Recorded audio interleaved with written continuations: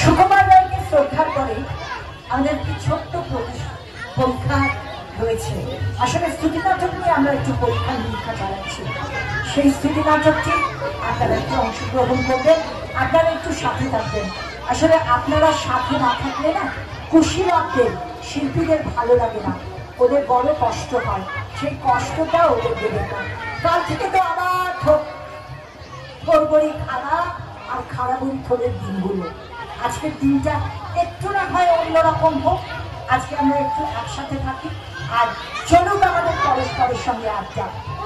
পরীক্ষায় মাদের দেখা হয়, ক্লাসে বাচ্চাদের নিয়ে আসে তো, কিন্তু বাবাদের খুব একটা বেশি দেখা হয় না। এই অনুষ্ঠানগুলো কিন্তু বাবাদের দেখা হওয়ার একটা রাস্তা, কারণ বাবাদেরও কিন্তু অনেক কিছু বলার থাকে, অনেক নালিশ, অনেক ভালো লাগা, অনেক ভালোবাসা, সব মিলিয়েই তো আমাদের জীবন। টক ঝাল মিষ্টি এই মিলিয়ে মিশিয়েই আমাদের জীবনগুলো।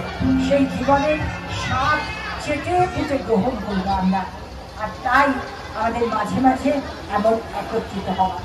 একটু আবার অনুরোধ নয়, দাবি, তার কারণ তোমরা সবাই আমারই।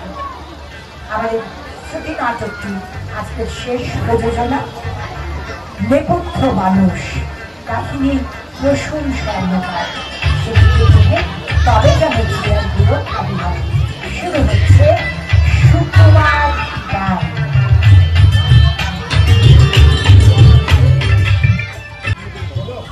হাসছি মোরা, হাসছি দেখো, হাসছি মোরা আল্লাদি। তিনজনেতে জটলা করে পোকলা হাসির পাল্লাদি।